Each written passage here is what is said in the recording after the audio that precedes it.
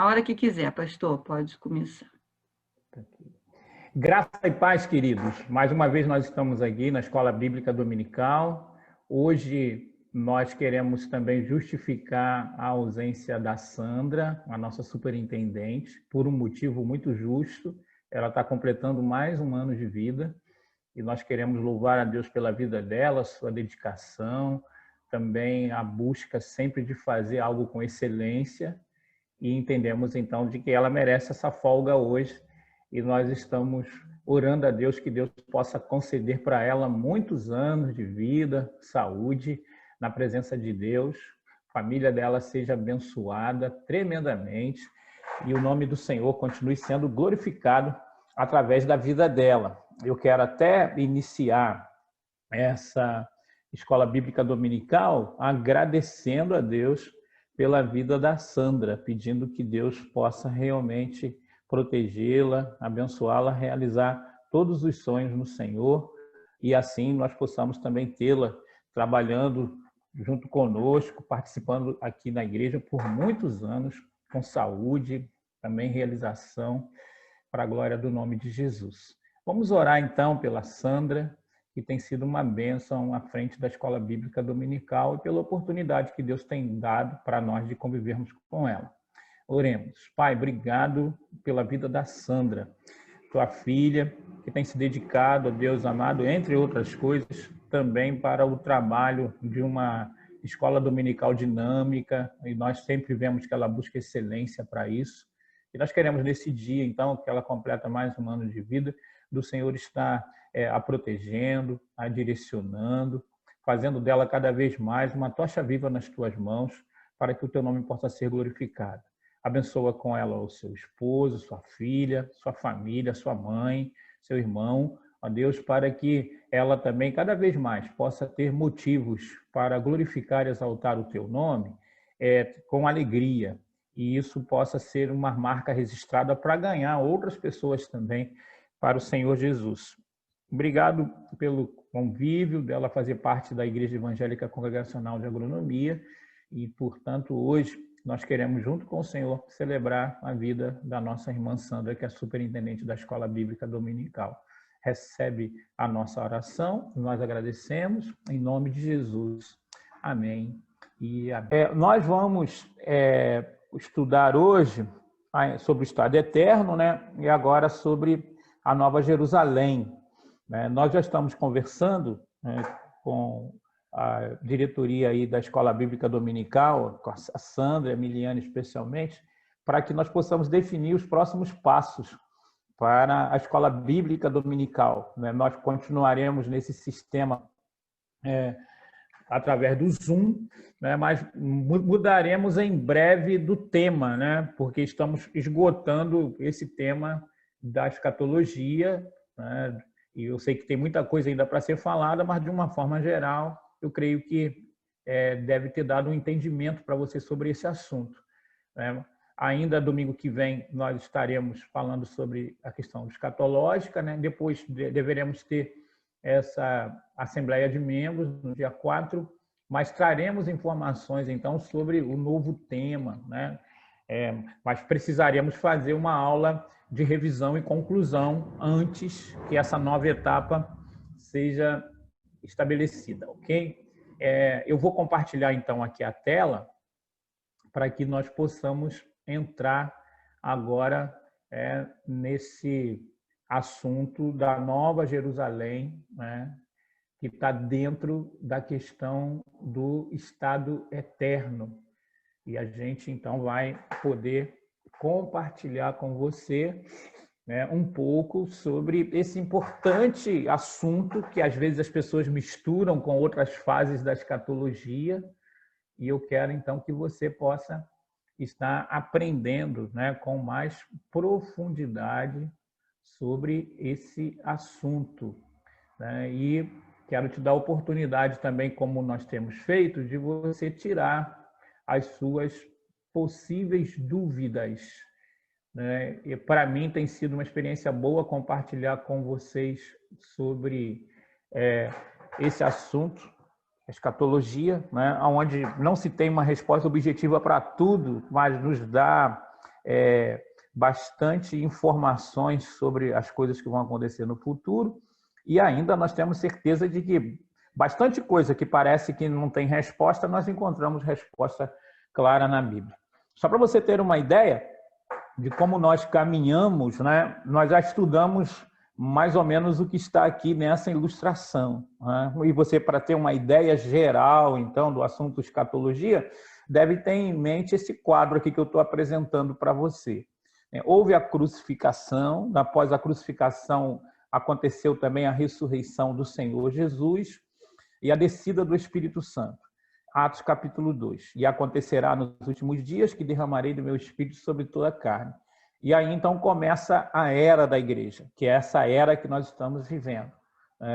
Estamos passando numa fase de transição profética, de etapa profética, e aí então chegaremos ao arrebatamento da igreja, que popularmente é chamado de volta de Jesus.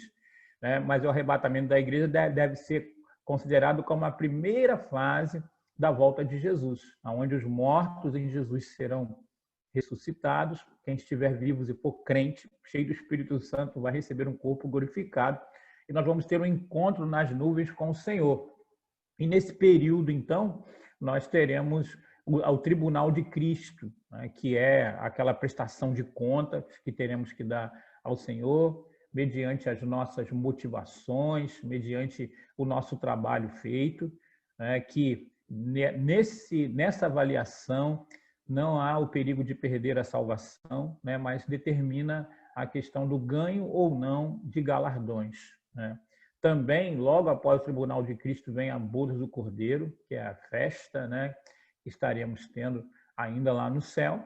E aqui na terra estará acontecendo a grande tribulação, a grande tribulação dividida em 2 períodos de 3 anos e meio, onde o anticristo aparece no primeiro período de 3 anos e meio, engana então Israel, há um pacto de nações para estabelecer uma falsa paz.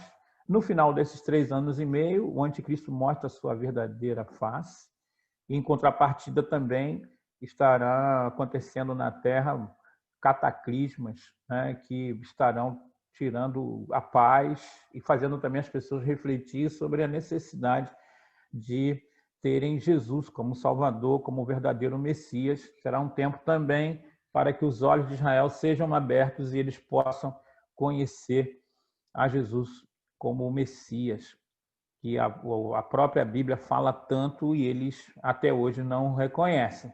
No final, então, da grande tribulação acontece o Armagedon, que é uma tentativa da besta e do falso profeta de estar fazendo guerra contra Israel, com várias nações também coligadas para isso. Aí Jesus vem, junto com os crentes que estavam nesse período ali no tribunal de Cristo, nas bodas do Cordeiro, e Jesus, então, com o sopro da sua boca, destrói, então, a besta e o falso profeta e os lança no lago de fogo e enxofre. Após isso, acontece o milênio, que é um período de 1000 anos de paz. No final do milênio, porque nesse período o diabo vai estar preso, no final ele é solto, faz uma coligação com as nações, acontece a guerra do Gog e Magog, mais uma vez, então, de uma forma bem sobrenatural, essa guerra é vencida. Acontece, então, o juízo final, que é o julgamento do grande trono branco, que seria o julgamento daquelas pessoas que viveram durante toda a história humana e não aceitaram Jesus como Salvador. Eles serão sentenciados e serão, então, julgados e estarão, então, sendo lançados no lago de fogo e enxofre. E a Bíblia promete, então, para aqueles que foram salvos no Senhor Jesus, novos céus e nova terra, e é aí que nós estamos. Isso aqui, então, é uma visão geral daquilo que nós estudamos nesses meses, e agora, então, nós falaremos de uma forma mais detalhada sobre novos céus e nova terra, ok? Não sei se nesse apanhado geral tem alguma pergunta. Alguma pergunta, Miliane, nesse apanhado geral aí, não? Não, por enquanto não. Mas Ok. depois eu bem quero essa ilustração aí, pastor.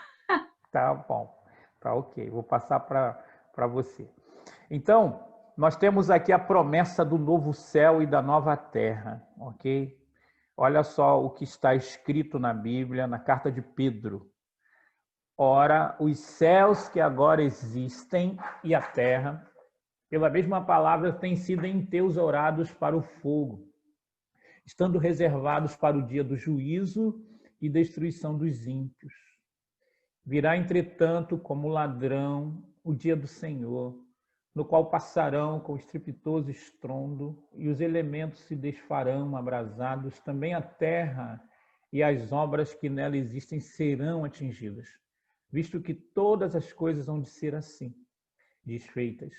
Deveis ser tais como os que vivem em santo procedimento e piedade, esperando e apressando a vinda do dia de Deus, por causa do qual os céus incendiados serão desfeitos e os elementos abrasados se derreterão.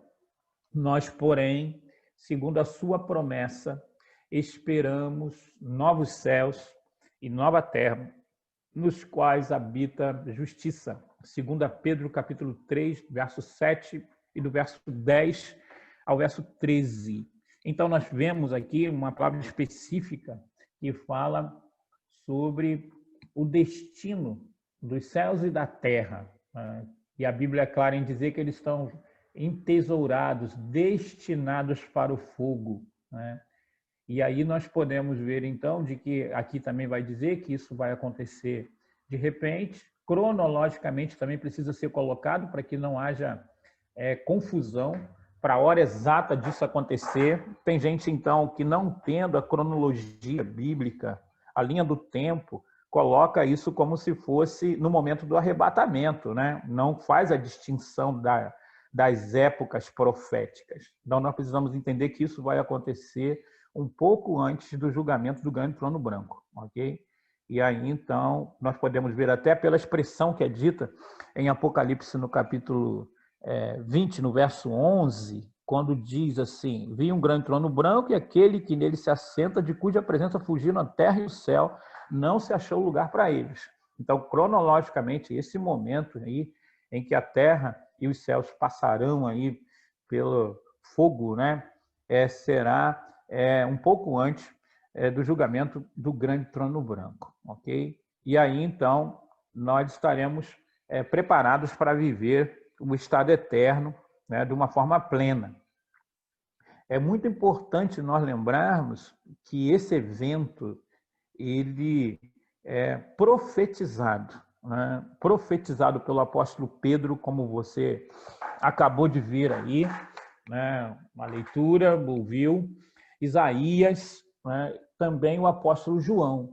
Então, nós podemos ver de que é um assunto que nós podemos fundamentar doutrina, né? Existem várias referências sobre a questão dos novos céus e a nova terra, né? Separei aqui, os versículos que profetizam esse acontecimento. Isaías 65, 17. Pois eis que eu crio novos céus e nova terra, não haverá lembrança das coisas passadas, jamais haverá memórias delas. Isaías 65, 17. Também o apóstolo João, né? Viu o novo céu e a nova terra, pois o primeiro céu e a primeira terra passaram e o mar já não existe. Tem muita gente que lamenta o fato de que nessa etapa profética, né, não vai existir o mar. Daqui a pouquinho a gente vai conversar por quê, porque eu sei que algumas pessoas que gostam de praia, por exemplo, gostam da paisagem que o mar oferece, fica assim, um pouquinho confuso, né, a respeito de por que o mar não vai existir, né? Mas precisamos entender essa questão assim, né? Por que os céus e terra, né, terão que serem substituídos? Primeiro, nós precisamos entender que dentro da cultura judaica antiga e da mitologia que envolvia também os judeus, havia 7 céus, né? Até não é do tempo da maioria de vocês, mas antigamente havia uma revista que era chamada Sétimo Céu. E o sétimo céu, então, era, né, considerado o lugar dos lugares, e até por causa também da numerologia. Então, o sétimo céu era o lugar perfeito. Mas, na verdade, a Bíblia fala da existência de três céus, né? E nós podemos, assim, dividir o primeiro céu, né, como o céu atmosférico, que é esse que nós vemos nas nuvens e tal. Quando você viaja de avião, então, você passa ali por ele, assim, de uma forma mais perto.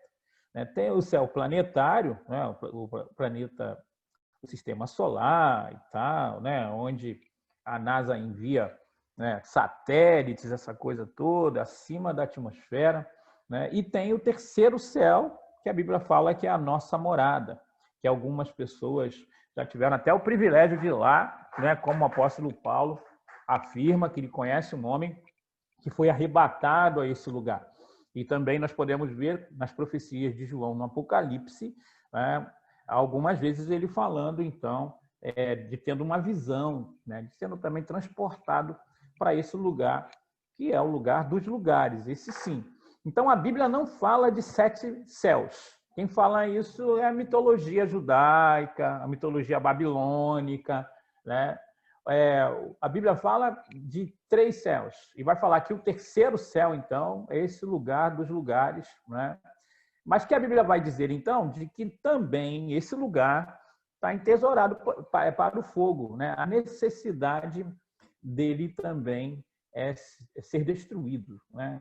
E aí nós podemos ver de que isso é uma verdade importante que nem todo mundo presta muita atenção. Né?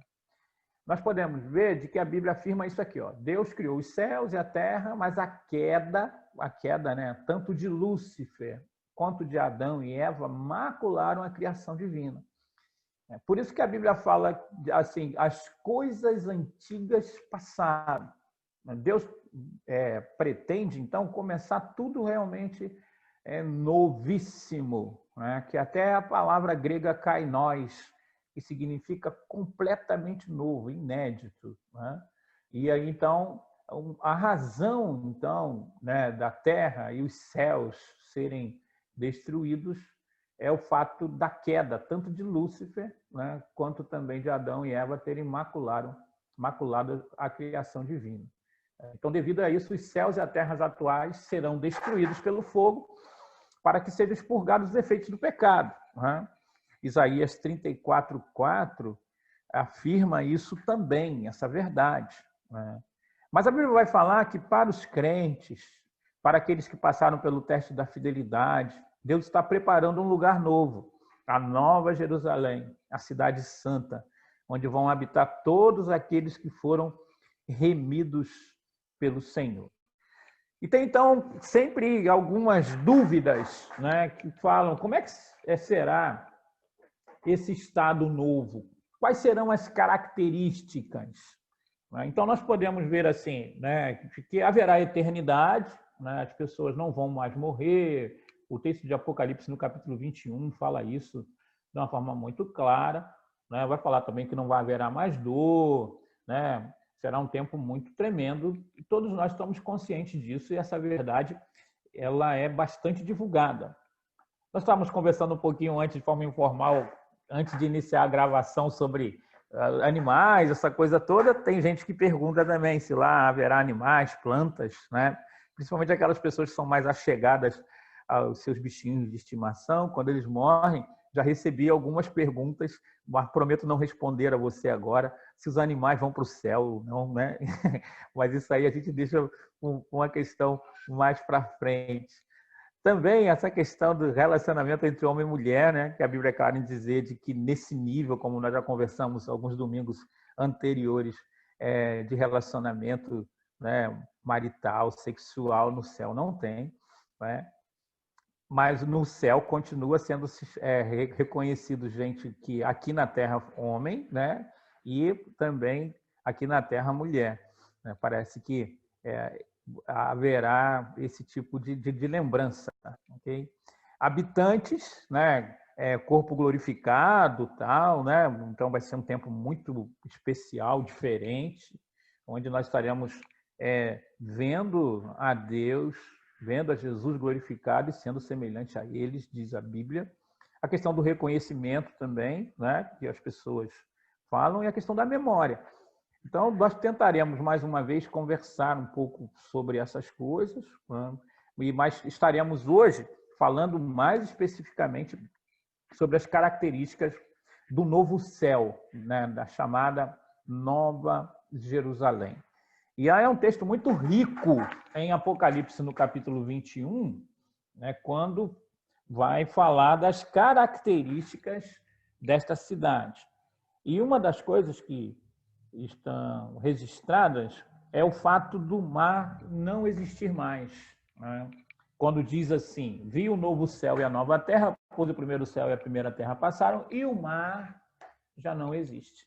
Então, nós precisamos saber de que o mar, simbolicamente na Bíblia, é símbolo de inquietação e rebelião. Até a figura do mar, para João, quando escreveu essa verdade, era uma figura que o incomodava, porque ele estava numa ilha, né? O mar era muito revolto, impossível de fugir, né? Então, para ele, a recepção da mensagem de que o mar já não existiria, porque o mar era um impedimento para que ele pudesse, como as outras pessoas que estavam ali na ilha de Patmos, sair daquela realidade. E então, esse simbolismo do mar, né, como símbolo de inquietação, rebelião, está na Bíblia, em Isaías 57:20. Né? Mas os perversos são como o mar agitado, que não se pode aquietar, cujas águas lançam de si lama e lodo. Né? Também, né, a Bíblia vai dizer, agora no final dos tempos, que haverá angústia entre as nações, em perplexidade por causa do bramido do mar e das ondas. Né? E também, de uma forma muito específica, em Apocalipse 17:15, né, vai dizer, então, que águas agitadas, né, elas simbolizam, né, povos, multidões, nações e línguas. Mas se você ver o contexto, então, de Apocalipse 17, vai falar que a grande meretriz, né, associada à besta, ao falso profeta, ela está assentada, ela domina sobre os povos, multidões, nações e línguas que estão em tremenda confusão, em tremenda rebelião contra Deus. Então, esses versículos vão tentar explicar o porquê, então, desse simbolismo do mar como símbolo de inquietação e rebelião.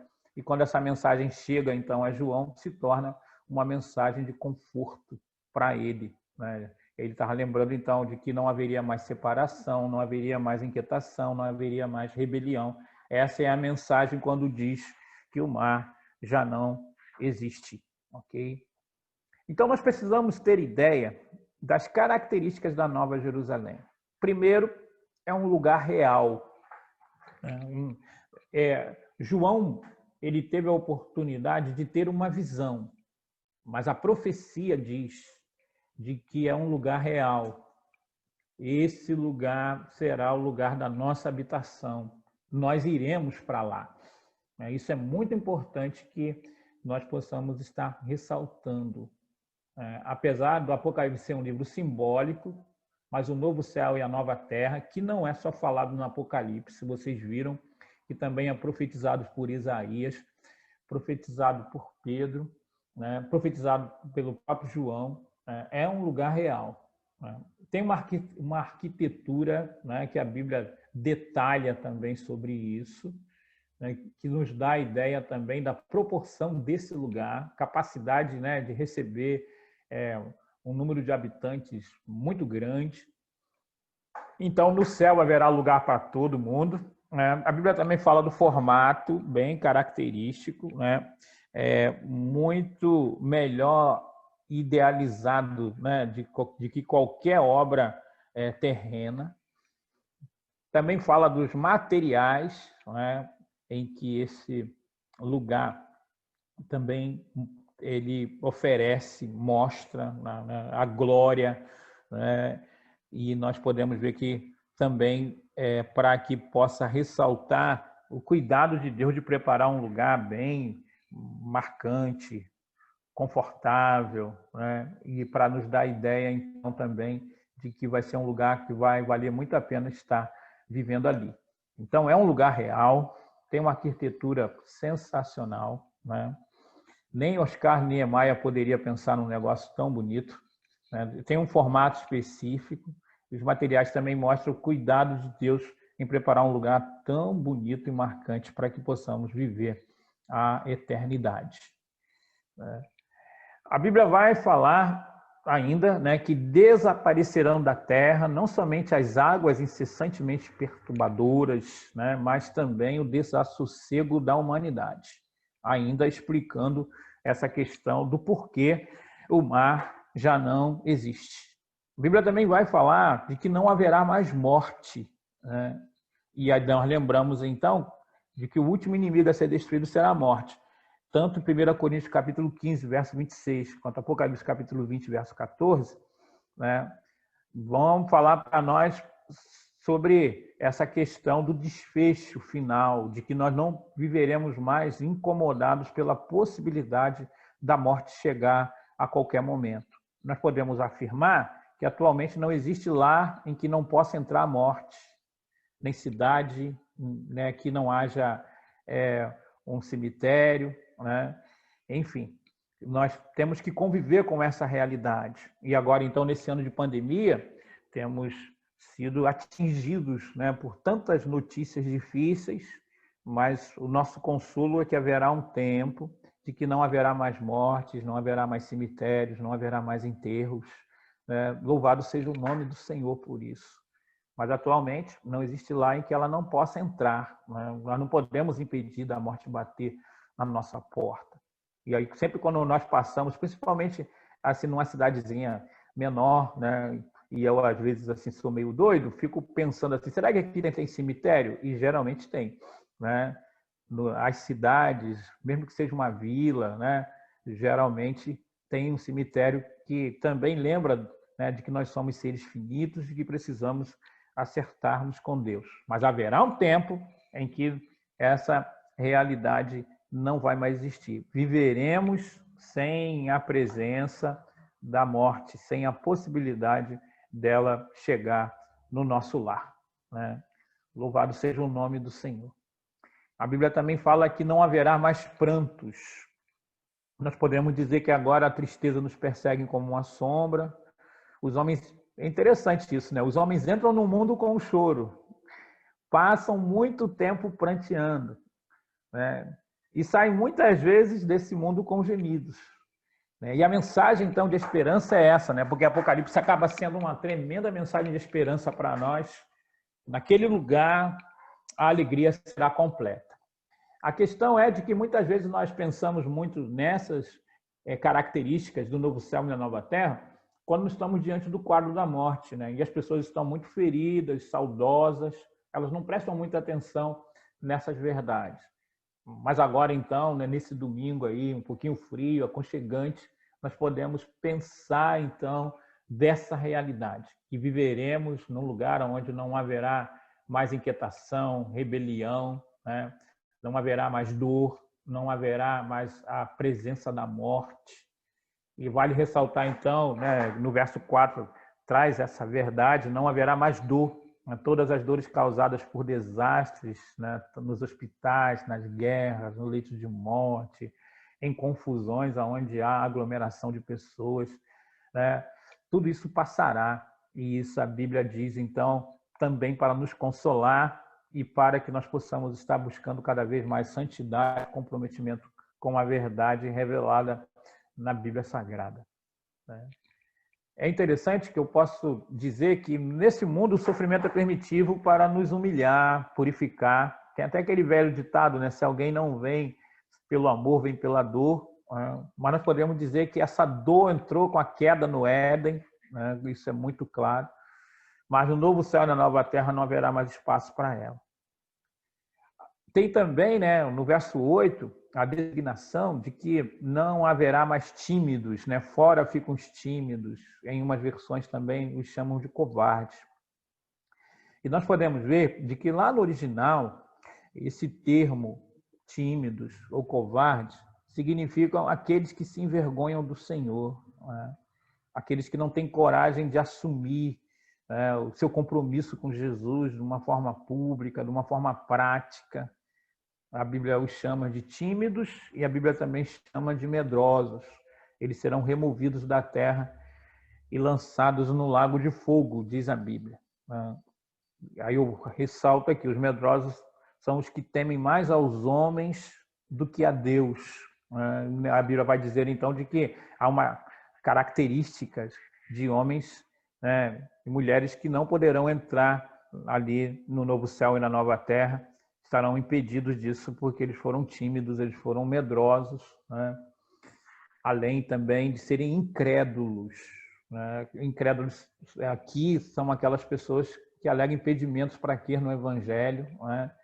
Os ateus, convictos, aqueles que se levantam contra a propagação do Evangelho, ridicularizando. Né? Então, a Bíblia os chama de incrédulos. Né? Podemos definir essas pessoas como coração empedernido, né? Dura cerviz, né? E as pessoas que defendem a não existência de Deus, né? De uma forma sistemática. A Bíblia os chama de incrédulos, eles ficaram fora. E enquanto eu estava preparando essa mensagem, eu estava pensando em pessoas, até mesmo do meu convívio, que se encaixa dentro dessa característica de incrédulos, também de tímidos, né? E também fui levado até a orar para que Deus pudesse quebrantá-los, para que eles não possam ficar fora da Nova Jerusalém, porque eu creio de que vai ser uma experiência tão maravilhosa nós estarmos entrando na Nova Jerusalém, né? Sabendo de que é um caminho sem volta e que estaremos para sempre com o Senhor. Contrapartida, eu fico pensando também na experiência daquelas pessoas de que não têm Jesus como Salvador, que investiram na vida acerca de tantas coisas que eles vão entender de que não valeu a pena, porque não colocaram o reino de Deus em primeiro lugar. Né? Não haverá mais os abomináveis, né? Essa categoria também de que nós precisamos entender. Né? Existem alguns pecados que são considerados abomináveis. Né? Não é porque existe pecadinho e pecadão, mas Deus faz uma listagem de algumas coisas de que ele detesta, né? Detesta mesmo, que é a questão da idolatria, a questão do adultério, a questão da mentira, a questão do roubo. Né? E aí, então, nós podemos até ver o seguinte, né? De que aquilo que Deus fala como 10 mandamentos que precisa ser praticado, e aquilo, quando eles são sistematicamente rejeitados, a Bíblia vai chamar, então, essas coisas de abomináveis, entre outras coisas. Né? O sentido é que causa ânsia de vômito em Deus. Né? O sentido é esse. Algumas práticas que a Bíblia, então, relata. E aí no verso 8, né, do Apocalipse, no capítulo 21, vai falar especificamente sobre os abomináveis, sobre os assassinos, sobre os impuros, sobre os feiticeiros, sobre os idólatras e todos os mentirosos. Né? A parte que lhe cabe é a que arde com fogo e enxofre. Precisamos usar esse texto também para alertar as pessoas do nosso convívio sobre a necessidade que eles têm de se posicionarem ao lado do Senhor Jesus. A Bíblia vai mostrar também de que essa categoria é quem pratica isso sistematicamente, que não há lugar para arrependimento. Isso é importante falar, porque algumas pessoas tiveram esse tipo de prática no passado e eles ficam pensando, então, será que eu estou impedido? Será que eu posso entrar? Será que eu já resolvi isso com Deus? A Bíblia fala de que quem não encobre as suas transgressões, mas confessa e deixa, alcançará misericórdia. A Bíblia fala, se confessarmos os nossos pecados, Ele é fiel e justo para nos perdoar os pecados, nos purificar de toda a injustiça. Então, essa categoria aqui, né, ou melhor, essas características aqui, é de gente que continua fazendo isso. E a Bíblia até vai dizer, então, que o imundo vai se sujando mais, né, e o santo vai se purificando, dizendo, então, de que existe uma consciência de que aquilo é errado, de que aquilo desagrada a Deus, mas que a pessoa sistematicamente continua fazendo. Né? E aí alguns até querendo fazer isso em associação a uma adoração. Aí se encaixa dentro daquilo que Jeremias fala no capítulo 7, no verso 9 e 10. Depois vinde, vos ponde diante de mim nesta casa, que se chama pelo meu nome, e dizeis, estamos salvos sim, só para continuarmos a praticar estas abominações. Então é uma palavra também de alerta, inclusive para nós, crentes, para que nós não possamos estar sendo cínicos, hipócritas, porque a Bíblia é bem clara em dizer de que Deus, que conhece todas as coisas, não deixarão essas pessoas que sistematicamente estão cometendo esse tipo de pecado, né, e não buscam verdadeiro arrependimento. Eles não entrarão no novo céu e na nova terra, né? Então não poderão ficar na nova terra, porque lá não haverá mentirosos, lá não haverá hipócritas. Nós precisamos ter isso em mente. Uma outra curiosidade que há é sobre as atividades no céu, né? Tem algumas pessoas até, por não conhecerem a Bíblia, eles até dizem assim, eu não quero ir para o céu não, porque o céu é um lugar muito chato, né?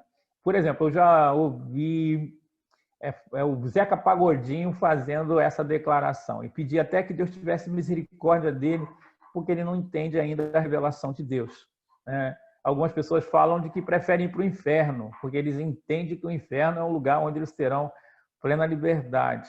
Mas a Bíblia fala de que o inferno é um lugar de muito tormento. Nós podemos dizer, isso é claro, né, de que o céu vai ser um lugar de louvor e adoração a Deus. Tem algumas pessoas que defendem que mesmo tendo uma mente especial, um corpo glorificado, que também será um lugar de aprendizado, né? Mas isso nós veremos quando estudarmos finalmente o capítulo 22 de Apocalipse, ok? Que vai falar, que talvez você vai colocar até uma pergunta sobre isso, né? Se nesse novo estado aí, se vai ter comida ou não, né? Porque fala então da árvore da vida, que está ali, dos frutos então dessa árvore. Mas a gente vai explicar isso bem aí para você no Apocalipse, no capítulo 22, ok? Mas podemos dizer que louvor e adoração é pacífico, claro que vai ter, né? Vai ter também uma comunhão fraternal, né? E também tem gente que defende que haverá serviço, né? Que nós estaremos servindo a Deus, né, de uma determinada maneira nesse novo momento. Mas algumas dessas perguntas aqui que podem serem levantadas sobre a questão de aprendizado, sobre a questão de serviço, sobre a questão de alimentação, nós vamos responder quando estivermos conversando sobre Apocalipse no capítulo 22, que vai ser a aula de transição para uma nova etapa, então, da nossa escola bíblica dominical esse ano, ok? Uma coisa interessante é o tamanho da cidade, né? Tem gente que fala, Mariane. Eu esperei você dar uma pausa, mas é que o Juninho botou uma perguntinha aqui há um tempo atrás, e eu acho que vai ficar muito distante, desculpa. Não tem problema. Tem da Tamires também, senão... olha as perguntas do Juninho. Os bebês, crianças que forem para o céu vão envelhecer no céu? Ou vão ser crianças eternamente? E os idosos irão rejuvenescer? Entendi. Então, isso são perguntas bem assim difíceis de serem respondidas. Tem duas linhas de pensamento. Tem uma linha de pensamento que diz de que um bebê, por exemplo, quando morre, quando ele chegar a ter o corpo glorificado, ele vai se tornar adulto, né? Mas a Bíblia, ela não é clara em relação a esse assunto, né? Também, né, velhice não é pecado. O que a Bíblia diz para nós é de que no céu haverá vigor renovado, né? Então, essa questão de rejuvenescer, né, a Bíblia também não é clara em dizer, mas é mais fácil de responder porque envelhecimento, até nos tempos da Bíblia, era considerado como uma bênção, né? Até porque as pessoas naquela época não viviam muito. E a promessa de Deus era que a longevidade era um exemplo de bênção, né? E geralmente é essa longevidade com vigor. Então, pelo contexto geral da Bíblia, parece que eu chegar no céu com uma aparência um pouco mais assim idosa, mais saudável, com vigor, né? Porque olha só, qual é a ideia que nós temos de Abraão, né? Nós temos de Abraão velho, revigorado, forte, como alguns que nós temos aqui na nossa igreja aqui, né? Que tem disposição para fazer. Caleb, né? A promessa do Salmo 91 também, que fala saçoá-lo-ei com longevidade, né? Então a promessa de Deus sempre é de que precisamos respeitar os cabelos brancos, porque até os anciões eram aqueles que tinham o privilégio de serem líderes da igreja. Enfim, a Bíblia valoriza pessoas da terceira idade, muito mais do que nós. Nós vemos talvez assim como sinônimo de fraqueza, até porque o nosso corpo é um corpo que vai impondo esse desgaste, e quando nós vamos ficando mais velhos, nós estamos entendendo que está na hora, está chegando a hora de sair desse mundo. Mas, Juninho, existe duas versões aí, interpretações sobre essa questão das crianças. Uma que diz de que elas que no céu não vai ter bebê, né? Não vai ter criança. Mas eu acho que o céu vai ser um lugar tão completo e as crianças trazem para nós, né, a tanta alegria, né? E aí, então, a Bíblia não é clara em dizer sobre isso. Na questão dos velhos rejuvenescerem, a Bíblia também não fala, mas a Bíblia valoriza muito a questão da longevidade com saúde e com vigor, né? Então, não tem uma resposta objetiva para isso, mas existe esse tipo de reflexão que eu estou tentando passar para você. Fala, Miliane, da Tamires. Agora tem Tamires, pastor. Calma que agora o povo animou. É só um abrir. Uma vez ouvi numa pregação que nós imaginamos o céu onde nós iremos conversar com os heróis da fé e outros que admiramos muito na Bíblia. Mas que, na verdade, seriam eles que iriam querer saber como foi viver aqui na Terra com o Espírito Santo. Será que vamos ter consciência da história e dos aprendizados? E eles também? Isso mesmo. Consciência das histórias, dos aprendizados para serem compartilhados na comunhão fraternal, isso parece claro que vai acontecer, né? Agora, assim, essa procura, ela vai ser recíproca, né? Tanto eles em querer saber como foi, ou assim, não é como foi, porque eles terão também um conhecimento aperfeiçoado, mas a troca de ideias, né? Como às vezes eu posso encontrar você, né, a Vera, o Paulo, depois de algum tempo, e da gente então começar a conversar sobre algumas coisas, ou até quando nós vamos assim para um retiro, para algumas coisas, começamos a relembrar algumas histórias que aconteceram e aquilo nos edifica, aquilo nos faz divertir. É muito comum isso acontecer, por exemplo, com pessoas que a gente não vê há algum tempo, mas que fizeram parte do nosso convívio. Por exemplo, turma de escola, depois que você encontra ou se encontra algumas vezes, tem aquelas histórias que elas são repetidas, mas cada vez que você conta, é uma satisfação, né? As pessoas riem, se divertem. E então, eu penso que o nosso contato no céu vai ser dessa forma, né? Uma grande festa de confraternização para sempre, né? Então, não tem essa questão de que seremos nós que vamos procurar. A gente brinca isso, quando chegar lá, quer dar um abraço em Jesus, depois procurar quem é Paulo, quem é Abraão, né? Tem até essa possibilidade, mas eu creio também que eles também vão ter muito interesse, porque nós estaremos nivelados. Talvez essa pessoa que fez essa pregação, ela lembra daquele texto de Hebreus no capítulo 11, que fala sobre os heróis da fé, e vai dizer que o estado deles não pode ser aperfeiçoado até a gente ter um corpo glorificado e poder chegar, então, nesse estágio aqui do novo céu e da nova terra, para que possamos ter uma comunhão plena, uma comunhão completa. Então, eu penso de que essa confraternização vai ser uma via de mão dupla. Tanto nós vamos procurá-los, como eles também vão nos procurar. Até porque tem algumas pessoas que elas são anônimas aqui na Terra, né? Mas que são tremendamente conhecidas no céu. Então, isso é uma coisa que também a gente tem que levar em consideração.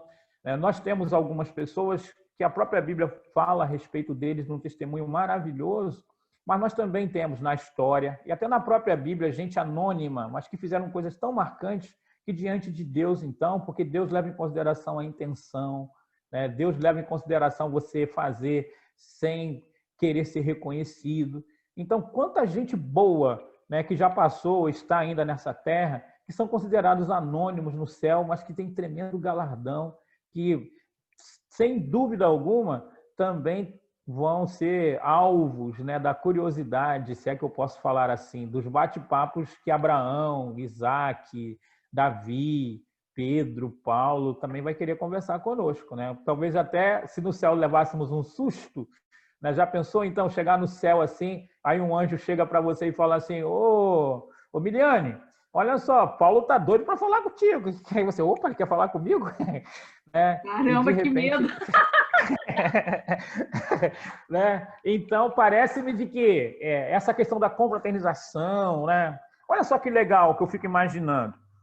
Eu vou até adiantar aqui uma questão que eu quero responder com mais profundidade quando estudarmos Apocalipse no capítulo 22. Mas olha só que legal quando nós chegarmos no céu, e aí nesse novo céu e na nova terra, e começarmos a lembrar, né, dessa aula de escola bíblica dominical. De tanta coisa até que o Juninho, por exemplo, vai dizer para mim: pastor, lembra que eu fiz aquela pergunta em relação às crianças?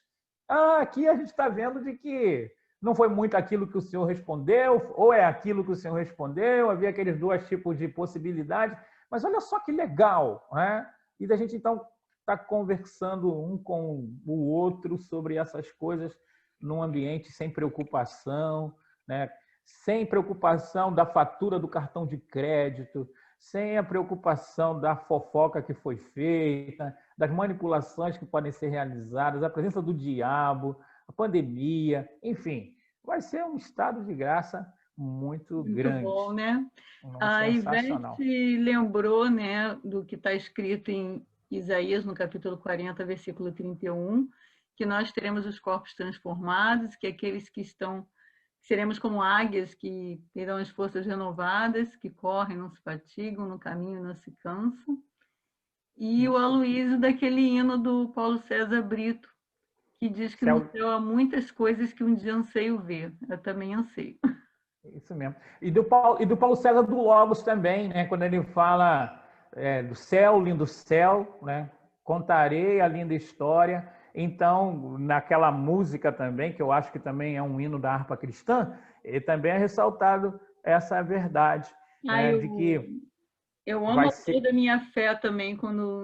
Isso, né? São hinos assim que Deus deu uma iluminação tremenda para ele, para que nós possamos antever um pouco como será lá no céu. Uma das coisas mais assim lindas no dia do falecimento, lá do funeral da esposa do Paulo César, da Nilma, foi eles cantando Toda a Minha Fé, né? Porque é isso aí, a gente ter certeza de que isso é real.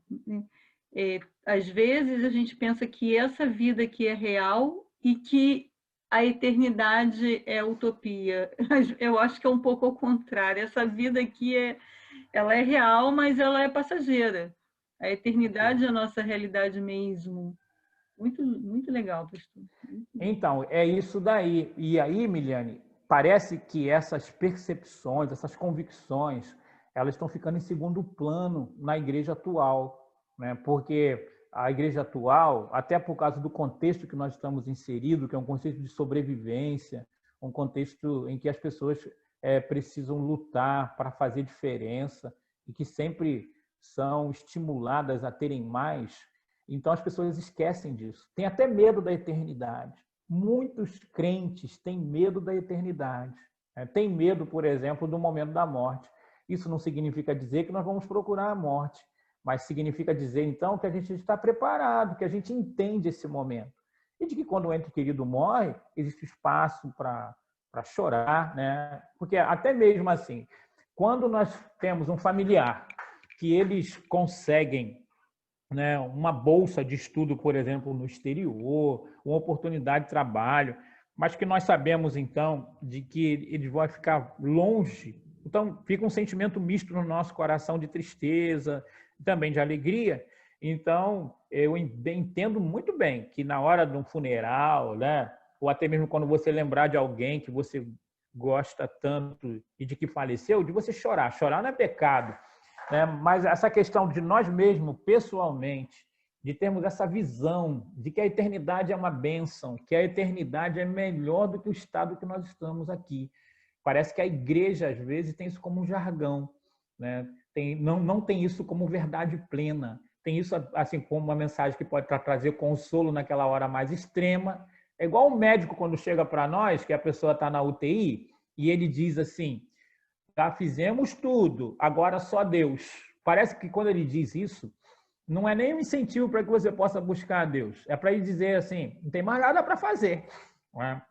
E às vezes nós, como crentes também, diante do quadro da morte, nós falamos assim, mas agora ele está num lugar melhor, que não sei o que e tal. Mas não tem uma convicção. É mais uma coisa falada de boca para fora.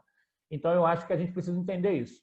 A eternidade é real, a eternidade é melhor do que nós estamos vivendo aqui, porque essa é a convicção, por exemplo, do apóstolo Paulo, completamente convicto disso.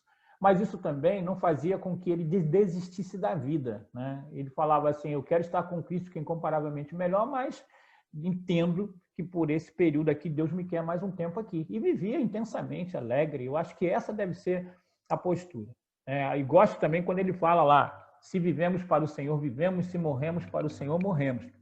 Quer pois vivamos ou morramos, somos do Senhor. Mas esse conceito de eternidade como a nossa redenção, né? Até mesmo a questão da volta de Jesus é um assunto hoje em que as pessoas não estão levando em consideração o que a Bíblia de verdade diz sobre isso. Parece que viver nessa terra é melhor do que viver no céu, né? E a gente precisa, como cristão, colocar as coisas no devido lugar. Estar com Cristo é incomparavelmente melhor. Bom, temos mais alguns comentários aqui no chat. A Catilene fala assim, o senhor falou em belas arquiteturas, nós teremos casa, dormiremos? A Bíblia fala sobre isso? Aí o Juninho, claro que também quer saber. E o Aloysio fala, cita, né, na casa de meu pai tem muitas moradas. Okay. Acho que essa questão do cotidiano celestial aí, não sei se dá para responder, mas vai lá. Então, como eu falei, talvez a gente não tenha respostas objetivas para tudo, mas nós temos argumentos, ok? Que eu vou compartilhando com você. Sobre essa questão da arquitetura, é muito interessante, né? Tem um site, que depois vocês podem entrar também, e tirar essas informações de lá, que é Raciocínio Cristão. Raciocínio Cristão. E aí, nesse site, interessante, ele coloca isso aqui, ó, que a cidade, né, a Nova Jerusalém, terá por volta de 2.235 quilômetros de largura, 2.235 quilômetros de altura, 2.235 quilômetros de comprimento, em formato quadrado de um cubo perfeito. E aí, então, segundo os cálculos lá dos engenheiros e arquitetos, cristãos, eles chegaram à conclusão de que caberia aproximadamente 373 trilhões de casas, com cerca de 1.000 metros quadrados de área construída para cada uma. Aí, então, entra aquilo que a Luísa falou, na casa do meu pai há muitas moradas, né? Então, a cidade é quadrangular, de comprimento, larguras iguais, né? Diz a Bíblia, e mediu a cidade com até 12.000 estádios, né? Esses 12.000 estádios aqui, convertidos aí, que dá 2.235 quilômetros, né? Seu comprimento, largura e altura são iguais. Apocalipse 21, 16. Então, responde. É grande mesmo, né? 333 trilhões então, de casas. Tem um lugar para a gente lá. Cabem 373 trilhões de casas, então tem um lugar para nós. 1.000 metros quadrados de área construída, cara. Não é? Não é? Não é pouca coisa não, Emiliane. Não. Ô, pastor, tem que considerar aí os parques, as áreas verdes.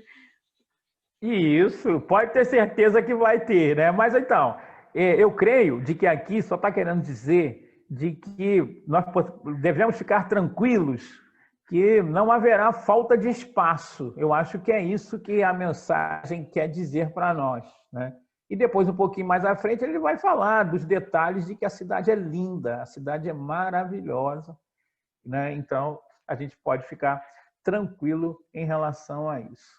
Quanto a comer, né, beber, né, tipo de vestimenta, Catilene, Nós vamos responder isso a Apocalipse capítulo 22, ok? Até para a gente colocar uma propagandazinha, senão depois a gente não vai ter quase ninguém assistindo no último capítulo. Ficou Então todo vamos mundo deixar... assustado agora que ó, a Ivete falou que vamos ter mais uma casa, Tamires falou que é mais uma casa por pessoa mesmo, né? Não, é uma casa para cada um.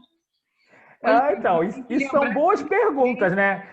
Porque se é uma casa para cada um ou se é, né? Mas a comunhão vai ser tão perfeita que talvez, né, seja aberto aí para quem quiser ficar ali. A gente tem que lembrar que são os cristãos, os cristãos são os crentes, né? São aqueles que confessaram que a Deus em todas as eras, gente. Calma que a gente pra caramba. É verdade. Então, e a gente precisa entender que dentro do contexto que João estava, nem ele e nem os seus leitores teriam condições de ter todos esses detalhes que a gente exige hoje, porque a nossa mentalidade hoje é uma mentalidade muito mais detalhista, né? Olha o mundo de João e o mundo nosso, né? Então, a gente precisa entender também de que tem algumas coisas que ficam no campo, então, da especulação, porque a mensagem geral é essa: haverá lugar para todo mundo, né? Será um lugar muito bem preparado, né? E um lugar muito lindo, muito confortável, né? Então, essas são as verdades gerais que a gente precisa estar tendo como respostas principais.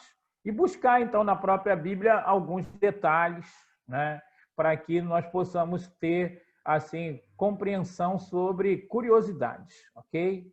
Isso é importante de ressaltar. Mais pergunta aí, Miliane? Não, acho que agora acalmamos. É só a Ivete que comentou que o bom mesmo é que viveremos com Jesus. Isso aí. Mas também os detalhes é muito importante de serem ressaltados, porque pensando bem, analisando a Bíblia, de repente, alguma coisa que nós pensamos que não tem resposta, acaba tendo. Então, eu gosto muito aí da participação de vocês quando fala também dessas curiosidades, porque nós podemos chegar à conclusão de que ou tem uma argumentação, né, ou argumentações em relação àquilo, ou tem uma resposta objetiva, né? A Bíblia responde muito mais de forma objetiva do que a gente imagina, né? Então, a verdade é essa aqui: o apóstolo João contempla uma visão deslumbrante de uma grande cidade descendo do céu, uma santa cidade celestial que tem a glória de Deus, preciosa e magnífica, chamada Nova Jerusalém, sendo uma cidade real, uma cidade visível, uma cidade palpável, de uma formosura inigualável, cujo artífice e construtor é o próprio Deus. Essa aqui é a mensagem central, ok? E os detalhes, então, a gente vai procurando responder e encontrar a resposta na Bíblia. Mas a verdade central é isso aqui.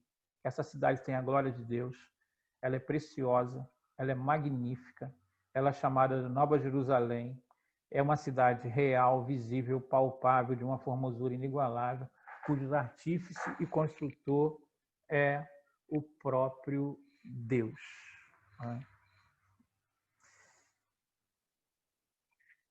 Então, precisamos entender que o governo da cidade pertence a Deus e a Jesus.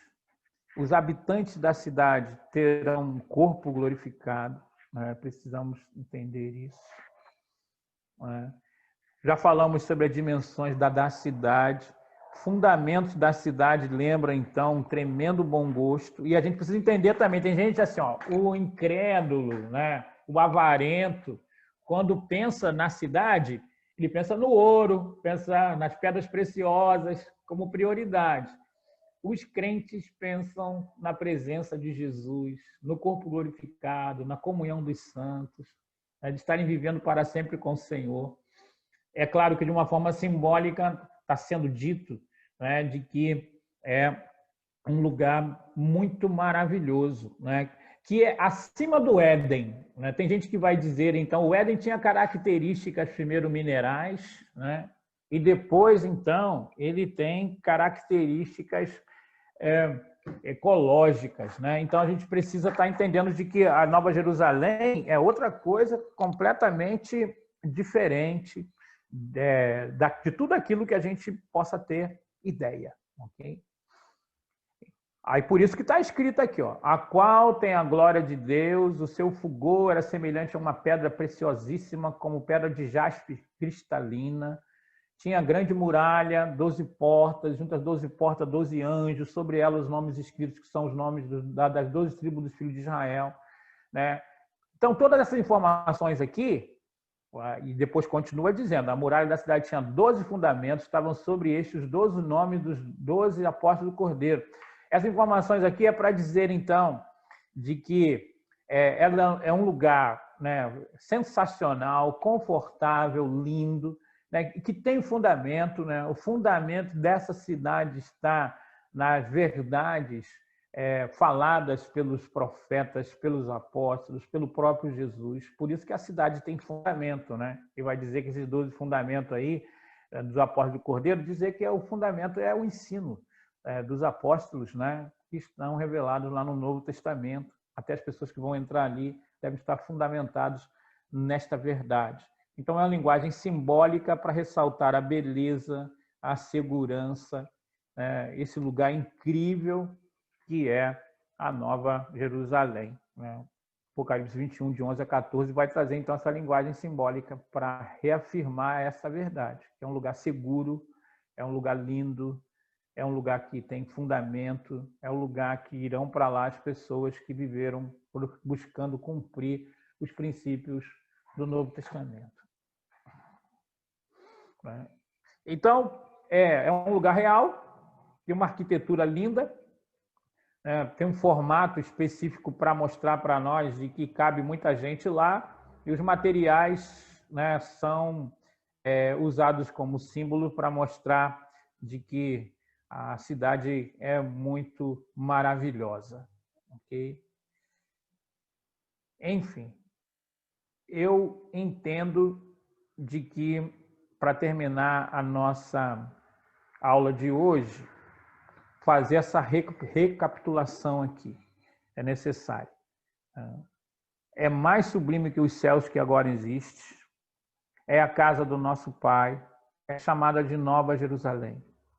É um lugar real, uma arquitetura maravilhosa, um formato que nos lembra de que caberá as pessoas que irão para lá, têm dificuldade de não ter espaço, e os materiais são assim tão inusitados e bonitos para mostrar para nós o cuidado de Deus em preparar um lugar tão lindo para que nós possamos viver a eternidade.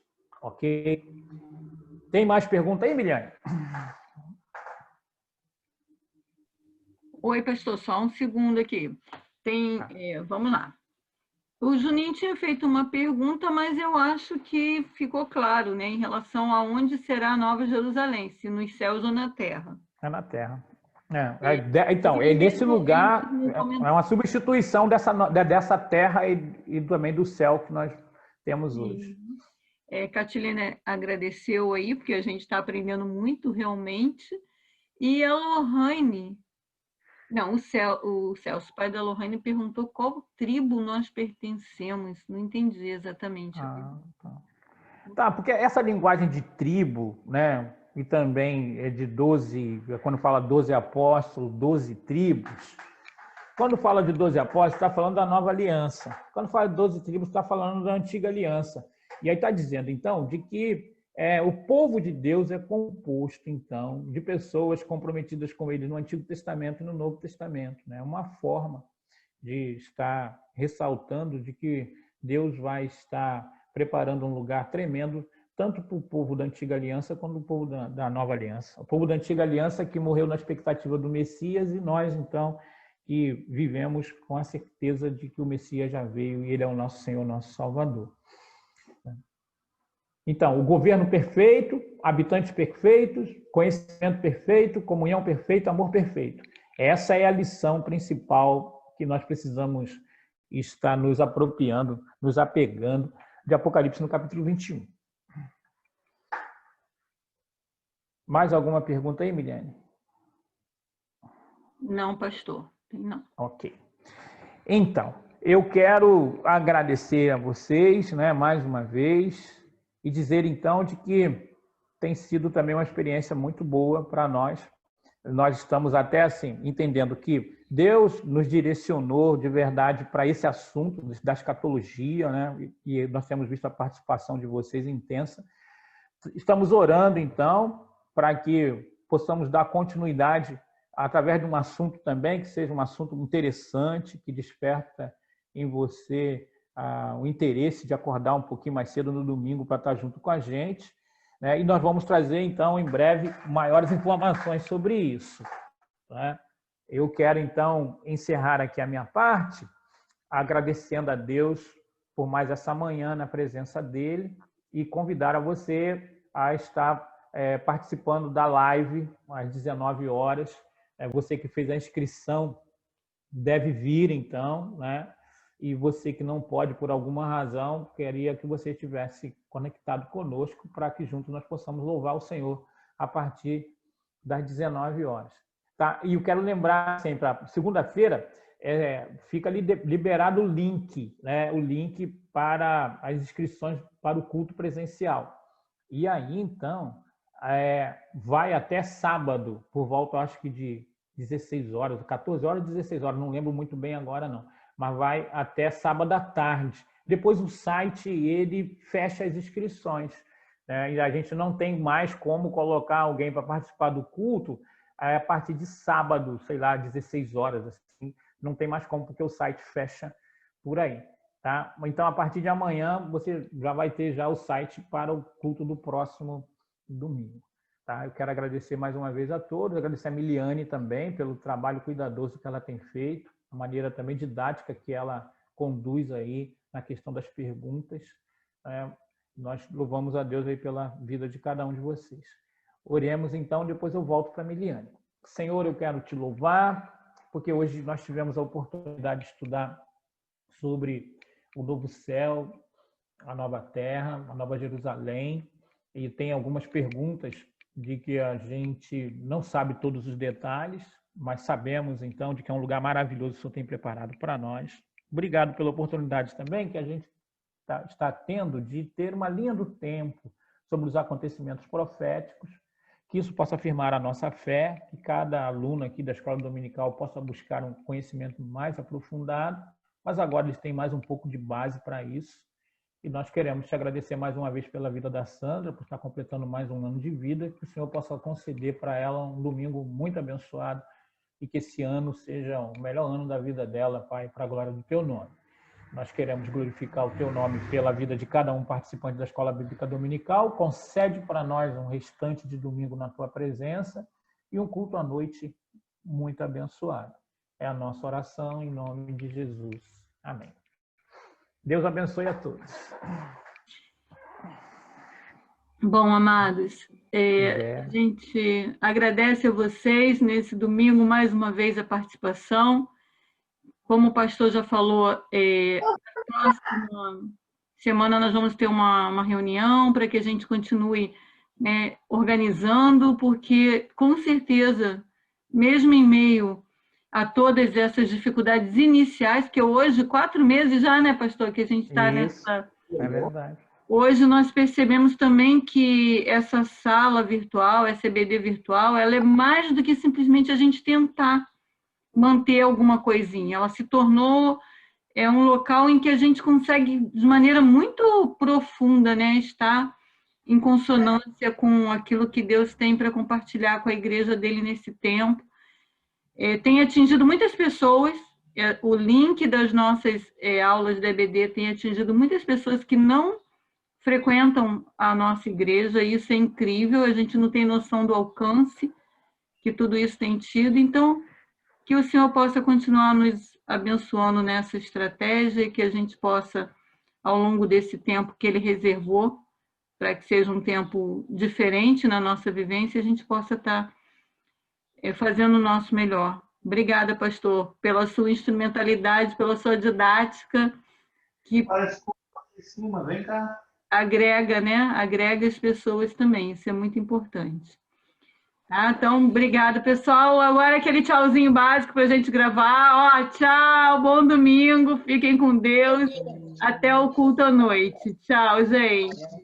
Tchau. Tchau. Tchau, pastor. Até a noite. Tchau, até a noite. Tchau. Vou fechar a sala.